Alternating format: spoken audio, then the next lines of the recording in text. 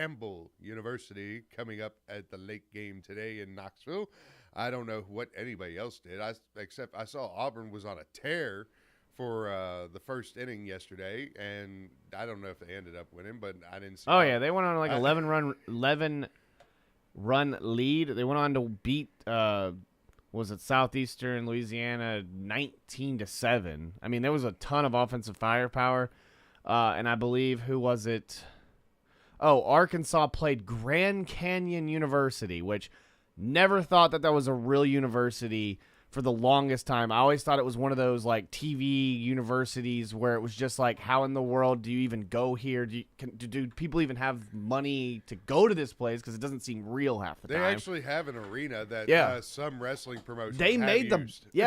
made the basketball tournament this year, Grand Canyon University, and they made the baseball tournament. So it's just funny when I see it.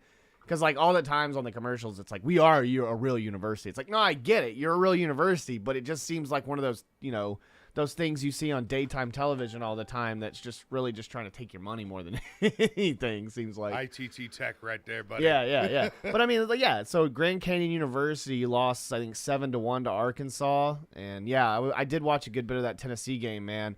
I was really afraid of the first few innings because Alabama State was holding in there and give Jose Vasquez and his squad a lot of credit to be able to come in there and kind of, wake up Tennessee a little bit. So. Well, Mike Honcho just had to show up right there, and Mike Honcho being former Hazel Green star Jordan Beck, and his 2 home run performance yesterday was very solid. And then LSU with the shocker last night. LSU was down 11-4 to Kennesaw State, and then all of a sudden they turned it around for 9 runs in the 8th and went up 13-11 to, I believe that was the actual final score right there.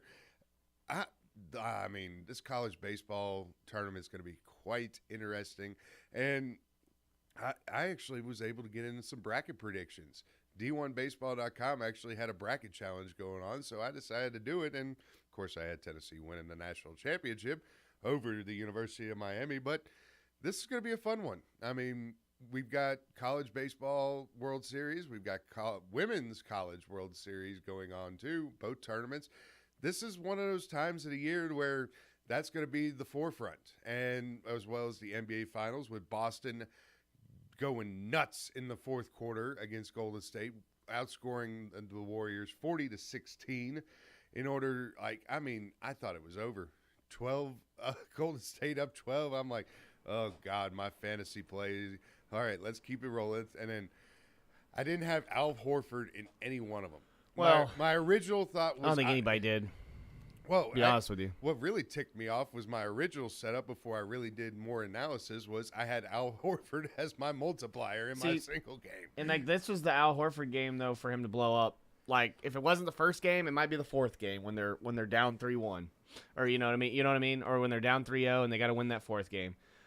This was a game that I felt like Boston deserved to win because if you get outscored 17-0 on a 17-0 run in the last 5 minutes of the fourth quarter and you just get ran out of the building, I mean, you don't deserve to win the game. And then they scored, 40-something points in the fourth quarter? 40 even. So 40 you can't do that.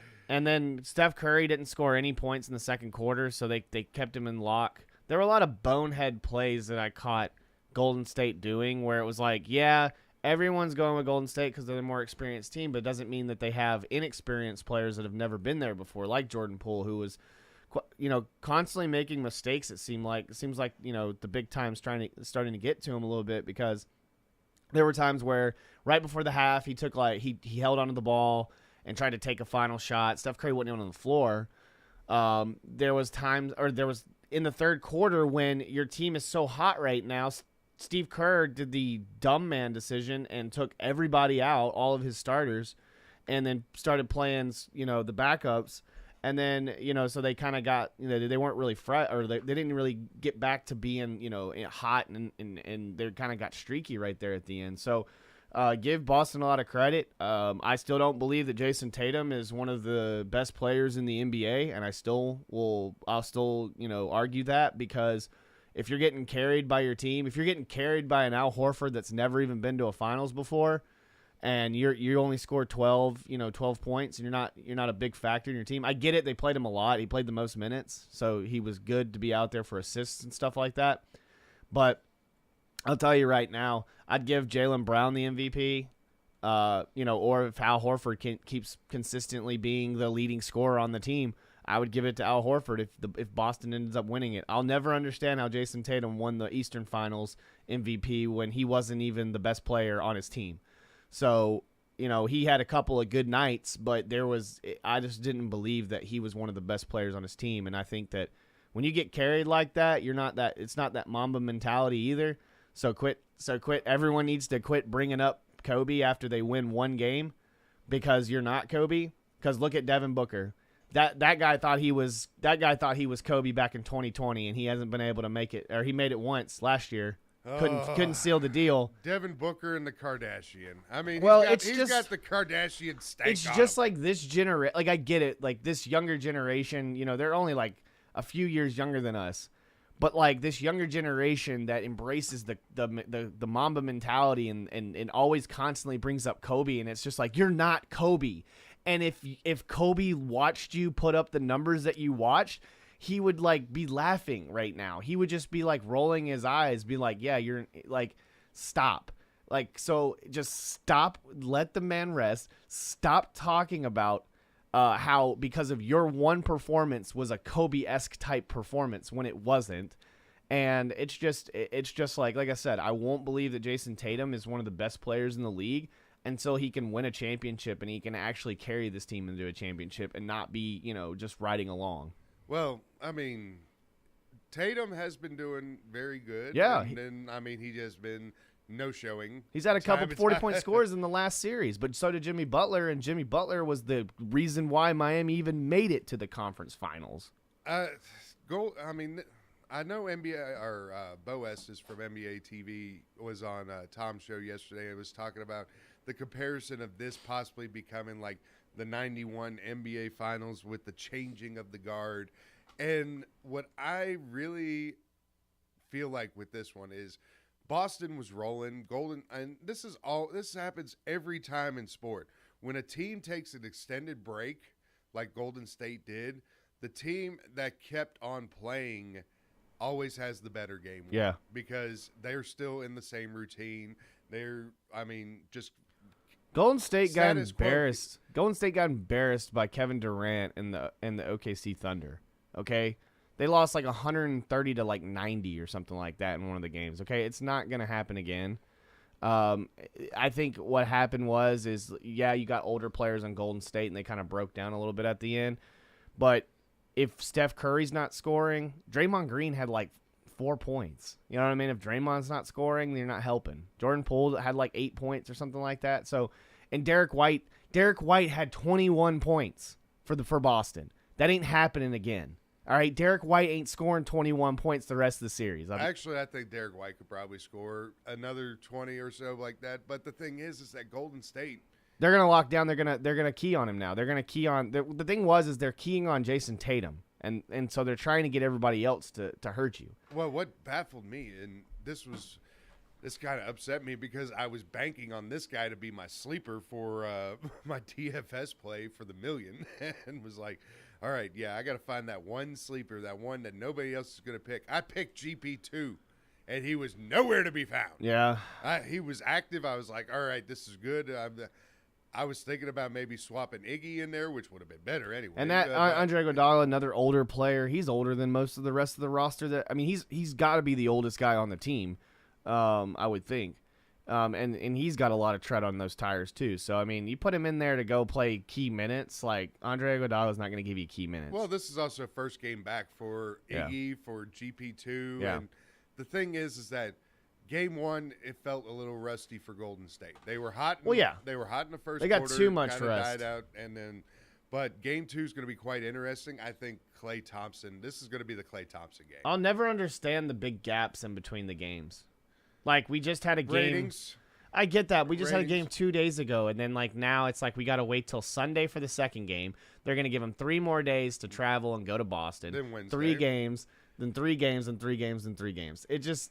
I'll never understand basketball scheduling. You It's mean just like 3 days per game? yeah, 3 days per game. But give me one, give me the next night, and give me the, you know what I mean? Well, give me it's one not, night they're just off. looking at exactly the nights that they will get the most TV viewership in their opinion, and that's the reason why you got a Thursday opening it up, then a Sunday night going game 2, then you get a Wednesday. That's why you will never see a Friday on an NBA Finals game anymore, because Friday is bar none the worst for them to. Well, they need to stop putting Friday night games on regular season games. Those are because they're the ESPN broadcast, and those are I can't stand the ESPN broadcast anymore.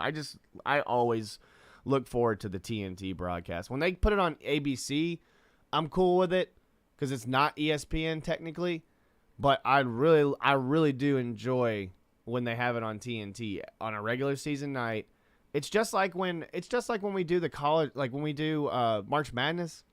Like, I hate watching it on TBS, even though it could have some of the same announcers. It just doesn't have the same feel. It's like watching on True TV.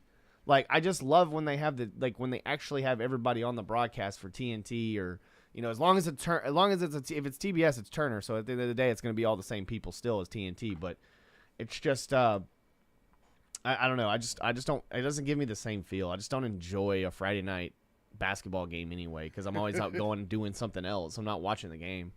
Oh man, and it just Friday night. Yeah, you will never see a Friday night finals ever again. It is a terrible night for viewing. That's the exact reason why you get, and granted, I love professional wrestling, but that's why you get Fox carrying WWE, because that's the best rating that you could possibly get on a Friday night, is something with a niche like professional wrestling. And goodness gracious almighty, AEW has had a hell of a week. I'll tell you that right now with what they've been dealing with. Evan Russell. There was a little bit of controversy in the broadcast yesterday for the Knoxville Regional as, let me get this guy's name right here. Troy Eklund decided to say on the broadcast of Missouri State and Oklahoma State yesterday that Evan Russell might have had some, issues with the NCAA, talking about his sudden getting taken out of the game yesterday, Evan Russell for the Tennessee Volunteers. And so there was a little bit of speculation of NCAA violations from a pig Twitter fan. And then this Troy Eklund decided to put that out on the broadcast. Well, Evan Russell, according to his father, that would be a pretty solid one to actually go to for situations, but he put out on Twitter last night, or on Facebook last night, that Evan is good, life is more than baseball, and then kept on with letting everybody know that Evan's going to have a evaluation and physical with the doctor this morning. Hasn't failed any type of test or anything, had a health issue arise that kept him from playing yesterday, just standard testing to be done. Now, Tennessee Athletics just came out with a statement, and that's the reason why I'm bringing this up. From UT Athletics, quote, "We have been in contact with ESPN, and they are aware of the situation regarding last night's comments made on their broadcast. ESPN is handling the situation, and we are expecting a public apology from them later today." When you're broadcasting something, don't go to Twitter and try and get any information from there. You have producers, you have stat people helping you out, even if it is maybe a boneyard crew. It would be the term that I'm looking for on that one. We've got a boneyard crew right here. We've got hosts that bring out information, but they also, us as producers of said shows, we're the ones that are giving them all this information and making sure that we do it as accurately as possible. It's careless to even go on something like that. And then, of course, you're dealing now with the mob that is Vol social media, a.k.a. Vol Twitter. If you're on a broadcast, Chad, why would you even go to Twitter on an issue like that to even put it out? Well, it just seems like they're digging for something. It just seemed, and it kind of did seem a little fishy, a little weird. I mean, and like even one of the articles I read, it said, quote, illness. So like they don't necessarily know exactly what's all going on. And I get it. Nobody's going to be open about it. Nobody's going to really say anything about it because, you know, it's illegal to kind of talk about someone unless it's like, you know, then when it becomes public knowledge, then we'll all know. But yeah, I just feel like a lot of times I don't try to do it. And I'm sure a lot of our guys around here don't try to do it either. But it's just like, even when we're out and about and we're doing things, like we don't try to bring up something about somebody. And a lot of times I don't understand why you can't just say, you know, he's dealing with an illness at the moment. You know, if we find out any other information, you know, we'll let you know throughout the broadcast. But like, it had nothing to do with your broadcast. So it's like being a Braves broadcaster and then starting to talk about the Seattle Seahawks not running the ball on the 1 yard line back in that Super Bowl one time. You know what I mean? It's just like, well, wait a minute. It's like, what are we talking about? What did you just transition to? You know what I mean? So, it's just, I don't know. I think the media nowadays, especially because of how much people react to social media, and Paul Feinbaum has done this for so many years. He said it recently this week where, you know, he talked about Jimbo. He like Saban treats Jimbo like that fly on like, you know, like the sandwich or what potato salad, whatever the hell he was talking about. You know what I mean? Where it was like he says these things to get people like us fanatics to call into his show and go crazy. Mm-hmm. So this guy clearly could tell that no one's watching this broadcast. Had to go dig deep inside on Twitter, and if it's the people that are behind him whispering in his ear, like even shame on them too, because it's like that's like when you speculate when somebody gets injured in a football game or a baseball game, and you're like, well, and you don't want to say that he injured something, but you're like, it looks like it was a leg injury, a lower leg injury, or we say a upper thigh injury. You know what I mean? Like it just looks like, you know, you never say what the injury could be. You don't just go, yeah, he probably tore his ACL. Oh no, he tore his ACL for sure. Like you don't want to say that because you don't want to speculate. Oh man, 256-576-4977 is the phone number to get in. We're gonna take a quick commercial break, but on the other side, it's first quarter through the MLB season. We're going to give our thoughts with our predictions that we had at the very first episode of Smokey and The Chad. We gave our MLB season predictions. We're seeing how that goes, who our thoughts are on the MVP, Cy Young, and what surprises we have seen during the MLB season. You are listening to Smokey and The Chad right here on 97.7 ESPN, The Zone. Log on today, 977ESPN.com. Hey, you! Ever wanted to learn a language like French or Spanish or even Norwegian, but thought it'd be too difficult or time-consuming? Then try Babbel. Quick 10-minute lessons. Siesta. Bambola.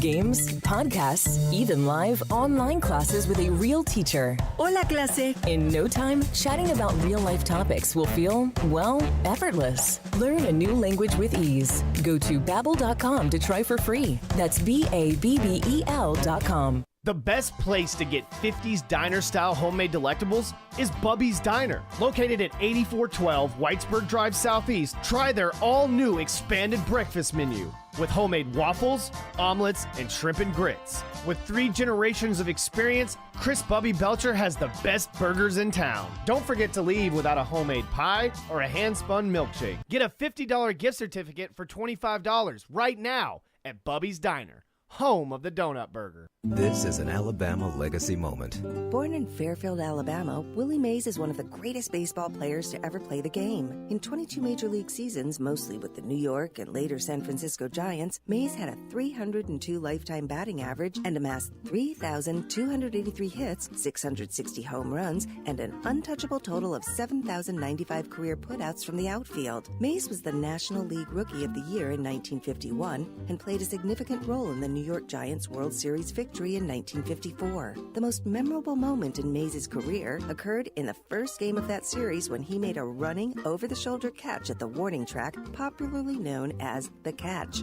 Mays earned 2 MVP awards, was awarded 12 Gold Gloves, made 24 All-Star Game appearances, and was a first-ballot Hall of Fame inductee in 1979. In 2015, President Barack Obama awarded Mays a Presidential Medal of Freedom. Sponsored by the Alabama Bicentennial Commission, the ABA, and this station. Have you ever turned your back on God? Have you ever absolutely known the right thing to do and just turned around and walked away in disobedience? I know that I have. Aren't we thankful for our great and merciful God who loves us and forgives us and remembers our sin no more? I'm so thankful that His mercies are fresh every day. I need that, and I suspect you do too. Hey, I'm John Dees, pastor of Cross Point Church, and if you're looking for a church home, come see us. We're smack dab across the street from the YMCA in Madison, and check us out at cpcfamily.org. Having a choice is awesome, because even if you choose something bad, you can just switch to something else. Like switching from bad internet to good internet from WOW. Internet 100 has it all. It's extra reliable, super fast, and just $24.99 a month. Plus, learn how to get a year of HBO Max included and $300 on us when you visit Wowway.com. Wow, good internet. Wow. Limited to new internet customers with autopay and paperless billing. Subject to change. Terms apply. Two Maids and a Mop. That's all you need to know to clean house. Two Maids and a Mop is an award-winning company, bonded and insured. Hire them for yourself, or they have gift cards if you want to make someone else's day. Find out more online at twomaidshuntsville.com. A maid service worth talking about. Two Maids and a Mop take care of everything. They supply all the cleaning equipment needed. Call 256-883-6243. The only finger you'll need to lift is the one to call them. The world champions are back, and you can only hear them right here. And Atlanta's ready for a huge 2022 season. Into the air to deep right field. This one's heading back towards the wall. This ball is gone! A tie game! Tonight, stay up for Atlanta Braves baseball live from Coors Field in Denver as the Braves take on Charlie Blackmon and the Colorado Rockies. Braves Radio goes on the air at 7:55 Eastern, 6:55 Central on the Braves Radio Network.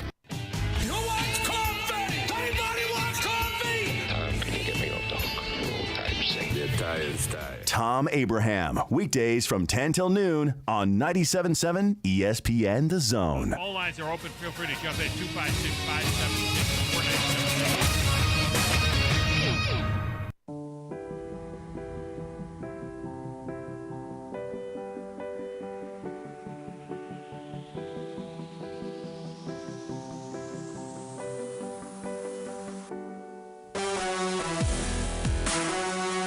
And welcome back into Smokey and The Chad right here on 97.7 ESPN The Zone. This kind of feels like a weird bump. Granted, I mean, the Game Day song isn't bad at all, but this kind of feels like a weird bump for the show just because we've got a lot of Smokey and the Bandit type stuff. And so I think it's just on like I think on it's all the same rotator. We'll make our own rotator one day. It's on the rotator. One day. Yeah. Once we get we got another hour. We got so much other stuff going on that I mean you can't put so many songs in 1 hour. Exactly, I know. I mean, we got 2 a day, so it's not that big of a deal. But I just it felt a little weird, just a little weird. But I mean, we're talking college baseball and everything else going on. I mean, college football is right around the corner. Somebody decides to say we're 100 days from the NFL. We got an ESPN broadcaster trying to say somebody's taking PEDs and violating NCAA or SEC rules and all that, but you know, show me the facts. I digress from that. We ain't. Well, I mean, we could talk Gator.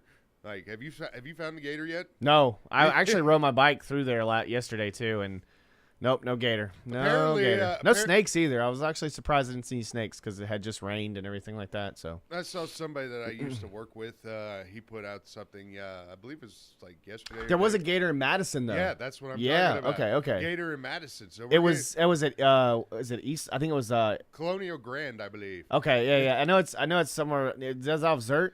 Yeah. Right? Okay, yeah. I thought it was I can't think of the name of those apartments out there. They're like Sun Lake or something like that. Edgewater. Something like that. One of those. One of the really big ones out there on Zert. I can't remember what it's called. Yeah, we've got Gators all over the place now coming in Huntsville. And, you know, if you're If you're moving into one of these new builds that are right around the Arsenal and the Swamp We won't talk about what's out in the Arsenal, but we'll talk about the Gators, though. Oh, I mean, they're clearing out all this swampland by the Arsenal, and then lo and behold, guess what you're going to have? Swamp creatures. Yeah. No, I mean, it's so funny because, like, I think the one that was on Hazeland was, like, 10 feet long, and that one actually, that looked more like a 6-footer. That's what I said, but I asked my dad about it, and he said they said he looked it up. He said it was, like, 10 feet, and the one that person took a picture of in Madison, that thing looked like it was about 8-9 feet long too. I mean, that thing looked about the same. It looked big. Like the head of the gator didn't look that very big, but the length of the gator was very long, and it was just like the tail was huge. You get smacked with that thing. But yeah, I've been trying to find one, can't find it. I mean, that's what's so hard about it. You got to get back in there with like a fan boat or something, because like there's no way you're maneuvering around in some areas to be able to even try to find one, let alone. Imagine buying a new build that is like overpriced like anything right now, and then all of a sudden, like 2 weeks later, when you move in, you got gator. You're gonna be like that picture of that old man that was like smacking at the gator, that was like biting at his chihuahua or whatever, and he finally got the chihuahua survived, but it was so funny him just like smacking at it, trying to getting bit the entire time, trying to get the dog out. That's what's going to happen over there, because there's a section where I think they're building like a trail that goes around some people's houses, or at least it's a trail right now for trucks and stuff. And there's a whole like swampy area right back there, and I can only imagine. That's the thing about it. It's like when people moved away from Aldridge Creek back in the day, because it's like, oh, it's going to flood. And then you go walk down Aldridge Creek, and there's literally a house right next to Aldridge Creek, and it's just like, did you not learn? My subdivision's right next to Aldridge Creek. There was so many little like older subdivisions back in the day that were near there that they just couldn't build next to that creek because it gets so. I mean, it can get so flooded. It can get so. It looks like like it's so funny with Aldridge Creek. We talk about we don't really have like a big river that comes like other than the if you go a little bit further south, but in like Huntsville.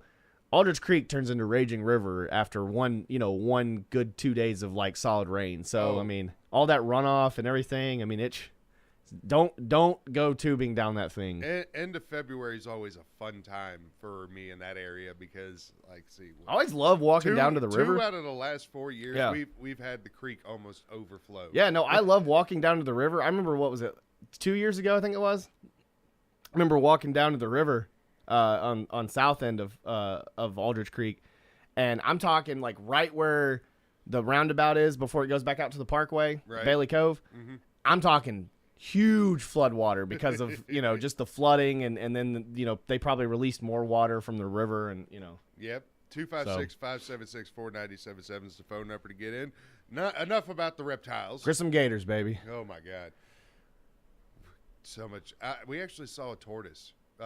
They're huge back. You can find them in the creek back there, pretty big too. Going across the street on Hazeland last weekend. He told me it was like a monster. I mean, there's some prehistoric stuff in those waters, man. And I mean, anybody that wants to like debate of the tortoise and turtle, that thing had a tail, a nice big old tail too. And I'm like, goodness gracious almighty. But anyway, back to this is the Nature Channel. Yeah, we're getting away from being ESPN Radio and being the Discovery Channel, but let's go back. Let's go back. And yeah, it's Saturday morning. All right, so teasing before the commercial break, our MLB predictions and MLB thoughts going on, because it is pretty much the end of the first quarter of the MLB season. Right now, team to beat. I hate to say it. I really hate to say it. The team to beat right now, the team that is on a roll, the team that right now should be the favorite to win the World Series, in my opinion, damn it, the New York Yankees. What are your thoughts, Chad, on the team that has been most impressive to you in the MLB this year? Yeah, I'd have to give it to you. I'd have to agree with you. I can't agree with any Tom Abraham team, to be honest with you, because I just absolutely can't stand the Yankees. Yeah, I think so. And I mean, you look at Aaron Judge, what he's doing. He's got 20 home runs. He's got to be the MVP. I would say if we start talking about the MVP too, he's the AL MVP. I haven't really looked too deep into the NL MVP, so I really wouldn't know who's probably Bryce Harper right now, maybe. Bryce, not so much, but Trey Turner's one. Mookie's another one. The Dodgers. on the NL side has got to be like right now we are looking at a. You got Pete Alonso too. Pete Alonso could win it too. The Mets have been the most surprising of the teams. Yeah. Oh, without a doubt. I mean, but no, I won't say that because here's the thing. The Mets, every single year for the past 4 or 5 years, ever since they went to the World Series in 2016, they have been that team that should be there. They got rid of Syndergaard, all right? It seems like nobody can stay healthy, whether it's DeGrom or whether it's it's Stroman. That's the surprising thing. DeGrom has been nowhere. Yeah. And that dude, I mean, I know I bring up. They also have that, Meagle or I can't remember his last name. McGill, yeah, McGill. He's really good, a young pitcher for him. So that's the thing about him. They have one of the most expensive infields in the National, or not the National League, let alone the MLB. And I just think that, like, if you're going to put your money where your mouth is. You know what I mean? Like, because if you go look at the Phillies are supposed to be a lot better. They didn't do a whole lot in the offseason. And they got Castellanos and Schwarber, but they have like two of the best pitchers in the league right now. And then they've got Bryce Harper, and then they just got rid of Joe Girardi. So, well, when you're 23 and 29, that's like the same time last year. They did the same thing last year. He's not a very good coach. Well, speaking of same things last year, your Atlanta Braves are 26 and 27, one game off of 500, which, it feels like last year. I'm telling you, I told this to Bailey, all right, because Bailey's been helping out this week. Bailey the cream. The cream. I was talking to him this week, and I said, the Braves are at so-and-so, right? I said, at 58 games, if they can get to 29 and 29, it's all that Marvel timeline, man. You know how like the timelines, go away from each other, and you gotta get the multiverse back on track. This is what the Braves are doing right now. If they can go 5-2, they've already won 2 games. All right, they can go 3-2 in the next 5 games. They go back to 29 and 29 at 58 games. Okay, we're getting back into that timeline. It's only a matter of time before the NL East starts eating at itself. The Mets do what they do. They are the Mets. They will cave. They will choke because they are the Mets. I'm going to go straight Drew DeArmond and say that the Mets will choke before the end of the season, and either the Phillies or the Braves will win the division. Mets sitting at 35 and 19. You're actually overall, we're looking at division leaders right now. The Yankees, I believe we both, as our preseason predictions had, we both went with the flipping Yankees. Yeah, to win the From AL what I East. remember, I know I took the Yankees. I was either saying the Yankees or the Rays because the Rays are going to be right there too. They're sitting at the end of the year. They're sitting with a 6-game lead on said Tampa Bay Rays and a 6.5 behind the Blue Jays. Actually, I went Blue Jays. I didn't go Yankees. Yeah, no, I'm pretty sure I said Yankees or Rays, and I may have said Rays. Blue Jays 30 and 21 right now. The NL East is looking like they're going to have all the wild card, and anything playoff wise because everybody else besides the Los Angeles Angels of Anaheim is below 500 if you're not a division leader. The Astros 34 and 18 for the West. I believe. Well, let's see. I went with Astros. I think you went Mariners on that one. I did because I thought they were going to be a lot better than what they were, and they have not been playing very well. They're very bad at away. They're playing really well at home. They're 6-4 in the last 10. The Angels are 1-9 in their last 10. So you never know. Like the Mariners could, like I said, we're going to get halfway through the season. We already know we're at that point though, where we kind of know who's in contention and who's not. I don't see the Mariners kind of digging out of that. Mariners are 11 and 19 on the road. Yeah. That's just, they're awful on the road. And I think it was, who did I look at? Yeah, the Royals. We were talking about one team, and we're talking about the Royals. They're like 8 and 18 it was the Reds. The Reds are 8 and 20 away. So it's like, the Reds are just the Reds were also that team. A week ago only had 9 wins. They got 18 wins. So I mean, they're 6-4 in their last 10. So hey, the Reds and Graham Ashcraft from Huntsville he's 2-0 in his 2 starts that he's been there. So congratulations to him as well. So they're playing really well. The Reds winning a game being no hit is probably the most. The Royals are the worst teams in baseball now. It's not the Reds anymore. So I honestly thought it was the Pirates, and they're actually playing better than I expected the Pirates to. Anyway, let's see the Twinkies, the Minnesota Twins. I did not expect the Twins. I said the White Sox. We both went White Sox. I went Tim Anderson, and man, I don't know if I can really follow Tim Anderson anymore, man. I love his flashiness. Don't get me wrong. I love the way Ronald Acuna plays. I love the way that guys like just try to revitalize the sport by being energetic and everything like that. But I just think that when you make comments like that and there's not a whole lot of evidence, it just looks bad on both ends. And if you could just shut up and play baseball, and you're not trying to say the guy is not saying something racist or if he did or not, whatever. Just, play baseball and be that bad man that I remember him, coming into the league as, and, start being the face of the league. Stop pissing off the fan base or, pissing off Braves or baseball fans, that just want to enjoy. Because I love individual talent, obviously, in baseball because it shines a little bit more than it does in, basketball and other sports because it is more of an individual sport, especially when it comes to hitting. So, I mean, it's I like that. So just, embrace the game and just, cut out the noise.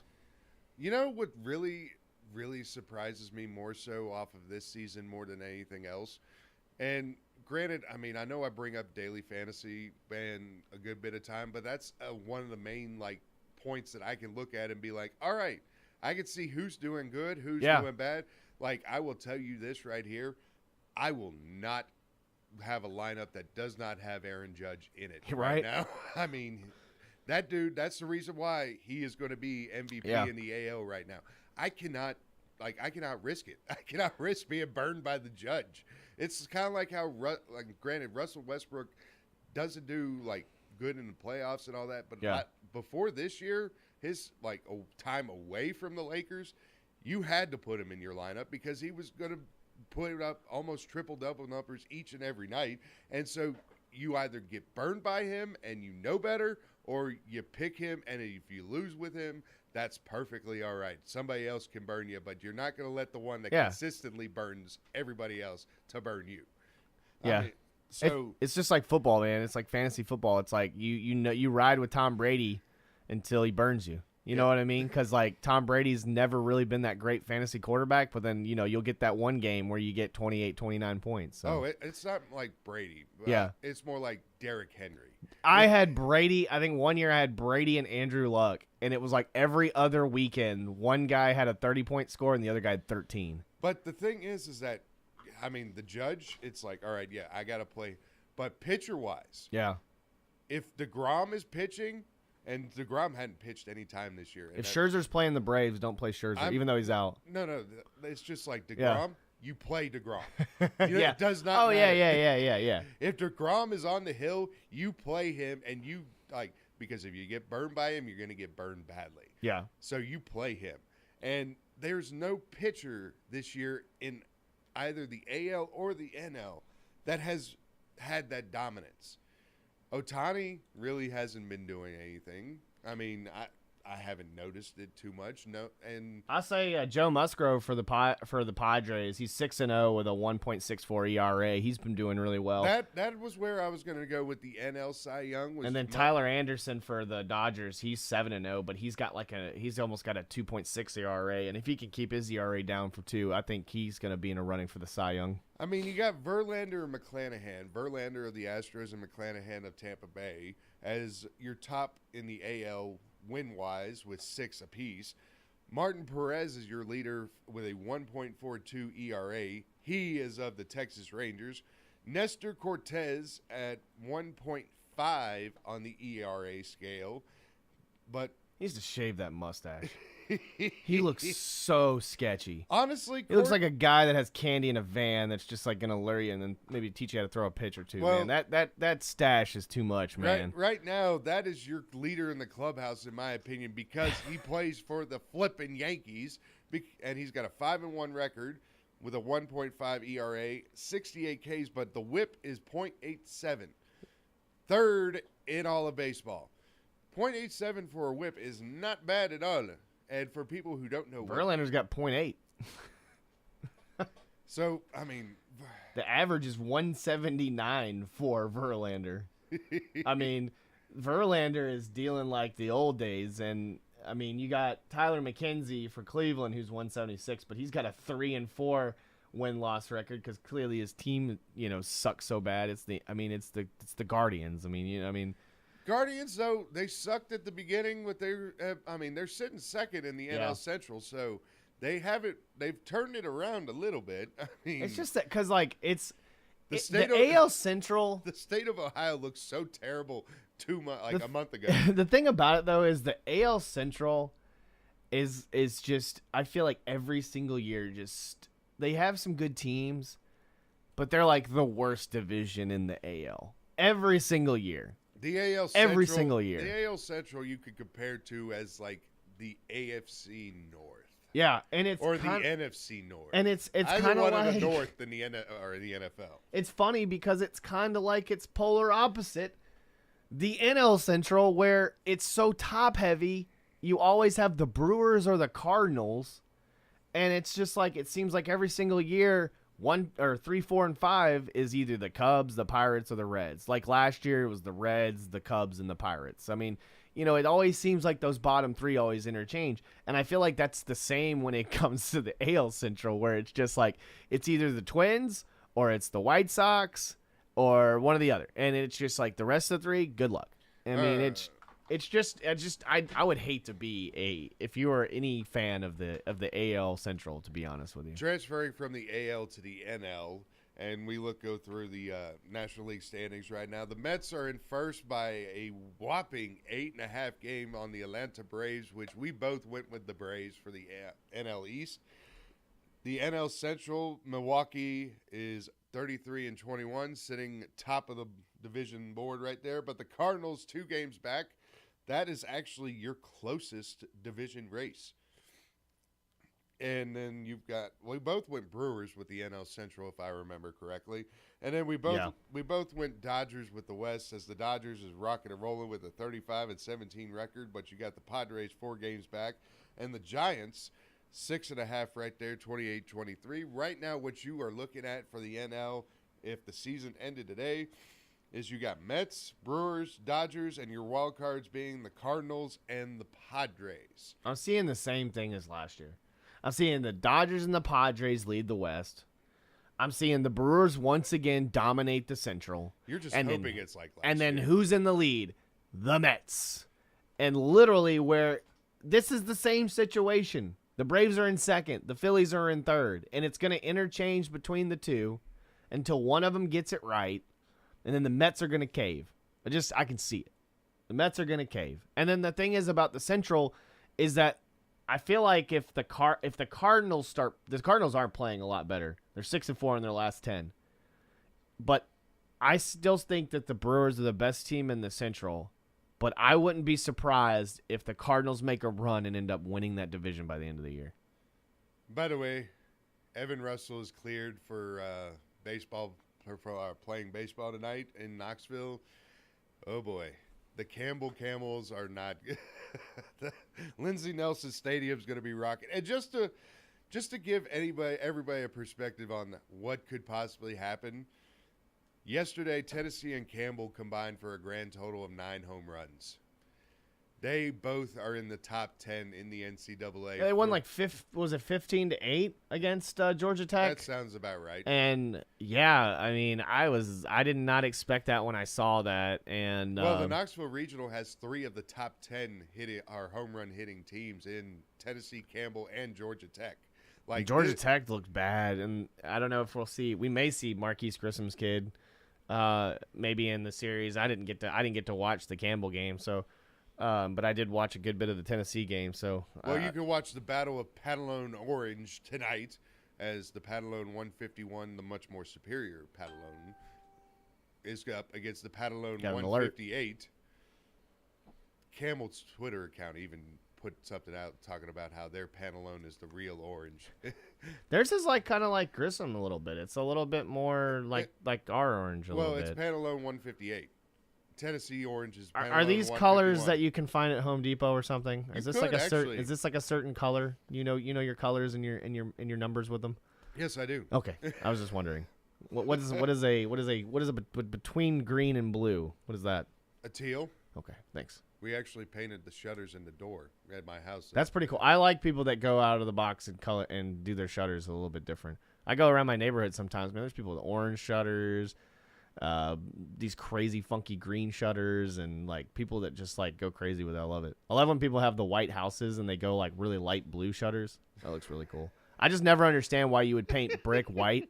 That's the one thing I know. Oh, don't get me started. Don't paint brick white. It looks dumb because then eventually it's going to get dirty. The brick painting is what really gets me because that is like something you got to do every like 4 or 5 years. Yeah. And granted, I understand it's aesthetically pleasing sometimes, but for the cost, not my cup of tea. I just don't understand it because like once you do it, it's like all around the edges. It looks like someone has like scraped their shoes on the side of your house and like. It just like you'd have to pressure wash it seems like every single year and just to keep it looking pretty and fine and not muddy and gross. 256-576-4977 is the phone number to get in. We're going to get a commercial break, pay some bills, and on the other side we're going to let you know what we're going to be watching this weekend right here on 97.7 ESPN The Zone.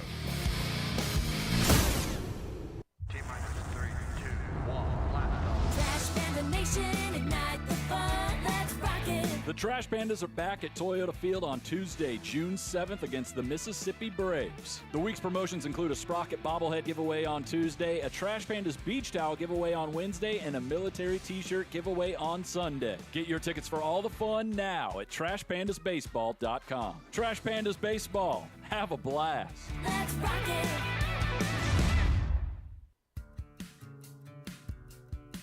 Did you know that your car, truck, or SUV may be worth over 30 or 40% more than it was last year? It's true. Bobby White back again for Woody Anderson Ford, and we'd love your trade-in for a personalized custom factory order on a 2022 Explorer, Expedition, Ranger, or F1. We interrupt this message to announce our $1,000 appreciation cash reward. Attention all active military, reservists, retirees, and all veterans, plus first responders, police, fire department, EMTs, and medical professionals. An appreciation for making Huntsville the great city it is. You'll receive a $1,000 exclusive reward in addition to any public offers on most all 22 Fords. So please come see us today.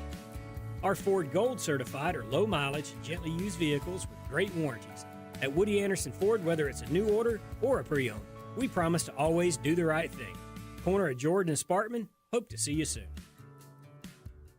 What's better than Valley Equipment Rental? 2 Valley Equipment Rentals, and that's just what we have now. The original on the South Memorial Parkway between Drake and Airport Road, and their second location on North Memorial Parkway just north of Winchester Road. Valley Equipment is locally owned and has more skid steers, excavators, and lifts than anyone in the area, plus all the small tools that you need to get the job done like a pro. And if you are a pro, you need to check out the new North location now because Valley Equipment has what you need. Learn more at valleyequipmentrents.com. Ann Adams with Berkshire Hathaway Rise Real Estate is the one name to know if you're buying or selling real estate. With years of local experience, Ann Adams offers buyers in-depth knowledge of the local housing market and will narrow available properties down to those you'll be interested in so you can save time when shopping for your new home. If you're ready to sell, Ann offers a seamless process using accurate pricing and expert negotiation skills to make sure you get a fair price for your home. Call Ann Adams today at 256-337-2625 or log on bhhsriserealestate.com. The best place to get 50s diner-style homemade delectables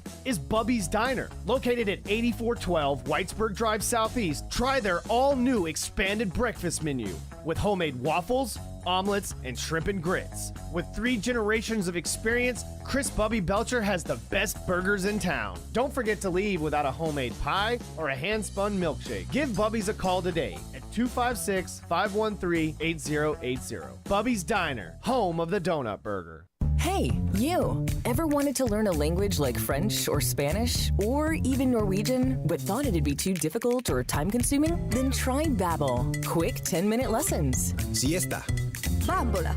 Games, podcasts, even live online classes with a real teacher. Hola, clase. In no time, chatting about real-life topics will feel, well, effortless. Learn a new language with ease. Go to Babbel.com to try for free. That's BABBEL.com.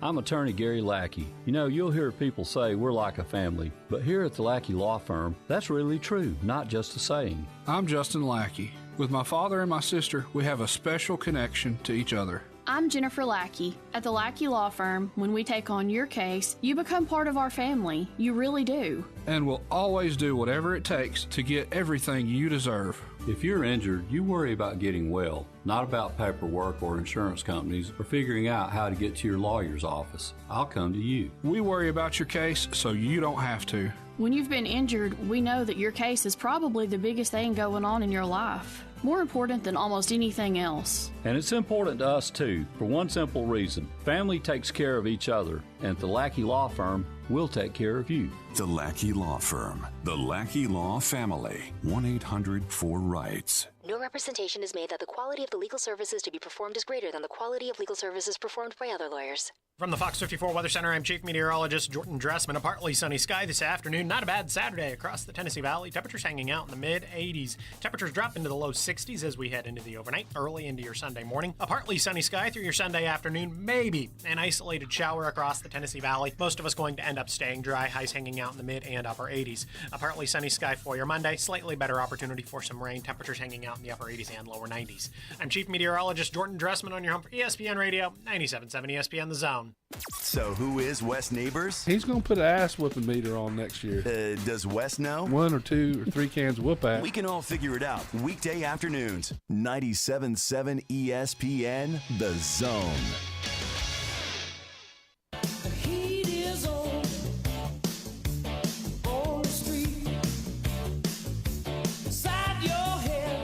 Welcome back in to Smokey and The Chad right here on 97.7 ESPN The Zone.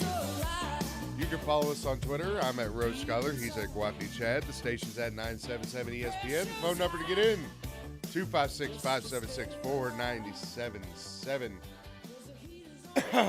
Well, final segment of the show right now, so we're going to let you know what we're going to be watching this weekend. And first and foremost, the ratings come in for the NBA Finals Game 1, and it's bad. It's bad. Sounds about right. Let's see. Game 1 averaged a 6.4 rating and 11.9 million viewers across the board. That's including ABC and ESPN2. It's their best rating since 2009. No. What it said. No. TV ratings on Hollywood Reporter said it's their best rating since 2009. Or I said 2009. 2019. I'm sorry. Did I say 9? 2019. Well, my report has got right here that it topped only the past 2 years for the lowest ratings of a series opener since 2007. Sheesh. This one's saying that it's currently 33% from last year's game, which averaged 8.56 million viewers. Well, the last 2 years have been in different months and all that, so this is the one that's back to normal. And yeah, it's a 27% gain over the 2.86 for the opener of the 2021 series. Yeah, well, yeah, the last 2 years, different months. I don't care about the 2020 series is a joke. 20. LeBron James won a fake championship. That's the only reason why I got into DraftKings was DraftKings and FanDuel was because I hated watching the bubble. Yeah. I needed something to help get me invested into it. Right. A quarter a play got me invested. Maybe that could get more because we didn't talk about today because what we're going to watch or whatever because USFL is on today. The Stallions play today at 3. There's a game tomorrow as well, and there's a game tonight, and there's a game tomorrow as well. So they need to put some fantasy. They do have USFL. Do they have it? The thing is that is it not as fun? It's not like the way they have it set up. They need to have it set up like ESPN. Like ESPN and Fox need to get on that and start setting it up the right way. Well, you also got Game 2 coming up Sunday night, which I believe we are getting on here 97.7 ESPN The Zone. We've got Atlanta Braves baseball coming all weekend as they are in Denver playing the Colorado Rockies. Yeah, first pitch today is what, 6:05 if I remember correctly. Believe so. Anyway,